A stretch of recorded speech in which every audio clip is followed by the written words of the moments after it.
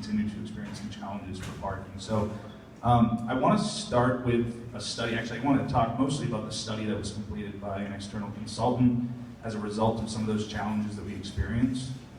And I want to start with findings for that. So let's go. Yep, so here we are.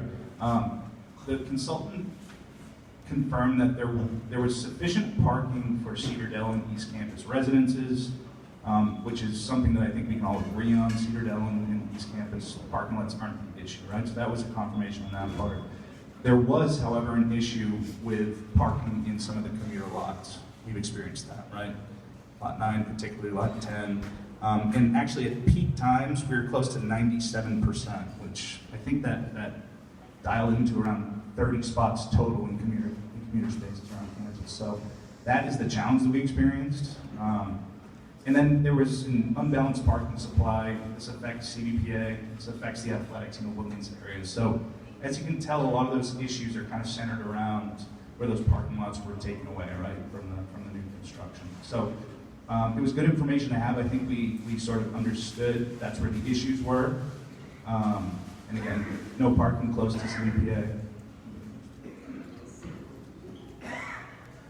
And then there's my figure there, 53 empty spaces at our peak time, which is unheard of. That means we had some very full lots, which is, the data backs up anecdotal evidence, I think, stories that we all had during that time. One of the key things that the consultant found was that permit compliance is very poor on our campus compared to other campuses. I've spoken to many students and they say, like, I don't buy a decal because I'm never sure if I'm gonna get a spot, or I'm pretty positive I'm not gonna get enough tickets to make up for that decal cost, right? I'm seeing some head nods, so that is definitely true. Only 5% of parkers in those core commuter faculty administrator lots had Cedardale or East Campus. 5% of parkers in core CFA lots had Cedardale or East Campus resident permits, which means residents are moving their cars up to those commuter lots, which is one of the issues that we're definitely experiencing. And then 15% of those parkers had no decal or an expired decal. So clearly that's an issue, and that was something that we wanted to fix. The next bullet point, of course, deals with that. Students parking in non-designated lots, creating overflow problems in those core lots. So I feel like every time I present this, we're talking about that as a major issue. So we're really trying to rectify that issue for next year. Let's move forward. The consultant recommended some solutions that were going to come into place for fall 2020. So the first one, and I'm going to lead off by saying we didn't really have the option to build new parking lots, right? Right, Greg?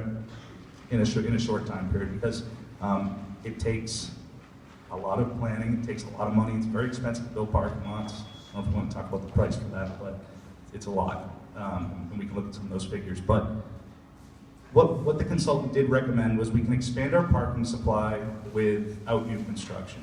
So this means restoring some on-street parking around East Campus. And again, we need to look at that and make sure that's feasible. And then moving some materials from some of the lots to open up some more parking. In addition to that, restriping some lots, which is something that we've already started to do. So adding in some spots here and there in key lots is something that we can look at. The second one is something I'm really excited about. More payment options for students and visitors. So we're looking at offering monthly parking passes to students. I hear from a lot of students that can't afford to buy a parking pass right at the start of the semester. A lot of bills, a lot of book bills. So we're looking at ways to offer monthly passes, and you can pay that parking pass off over time, right? So that would hopefully increase our permit compliance. The goal is for every single student, staff, faculty, administrator to have a registered vehicle on campus. Notice I'm not saying decal, because I'm going to get to that in a second.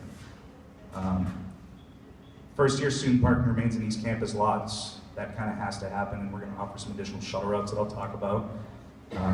Realigning shuttle routes for more direct connections. So we've looked at adding more express routes. So an express route from Lot C to the center of campus, and an express route from the Cedardale to the center of campus.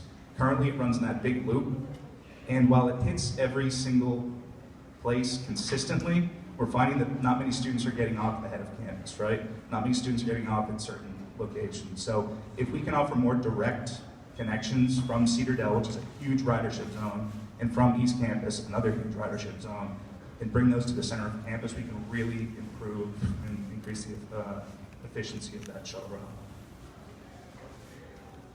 the big thing, number 5. So we are looking at bringing in virtual parking permit using license plate reader technology. So this would mean that you don't need a decal. You would essentially just register your license plate on the website and pay for it, and you would be, you'd be registered based on that. So this does a few things, and it makes it a lot simpler, I think, for you.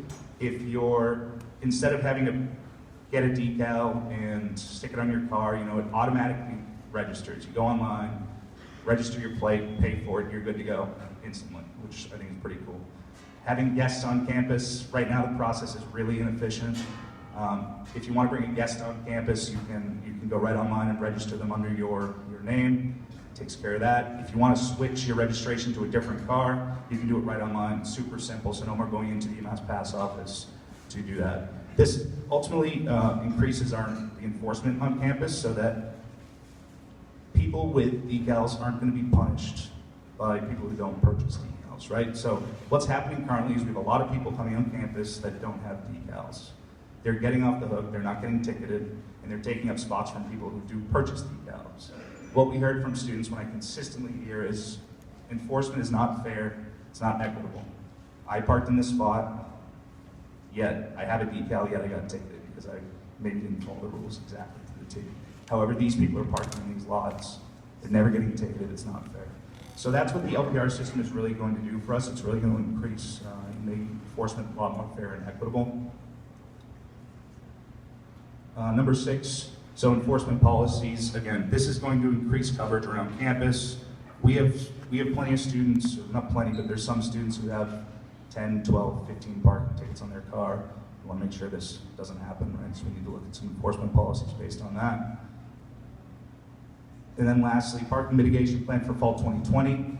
We want to look at having free parking in Lot C for the first couple weeks of the semester. Again, if you can't afford a parking pass, you can go park on campus, you can have your car, you can figure out your finances and get that pass. We're also going to have some ambassadors in lots explaining where you're supposed to park with a specific decal, because there's a lot of confusion last year. So those are just 2 things that we're looking to offer for next year to make that a little bit simpler. And then I'll hit on this really quick. Moving forward, and this is 1 to 3 years in the future, constructing new lots, so adding some lots, some spots to 9 and 10, constructing new or improving existing walkways. Some of the walkways are kind of tough around campus, especially where you're parking, and trying to get to the center of campus. We're looking to improve that. We really want to improve the shuttle bus shelters. That's on our top list, and then improve bicycle and scooter parking. So again, those are kind of the 1 to 3 year plans. So that's all I've got. Awesome. Thank you so much. So next, we are going to invite many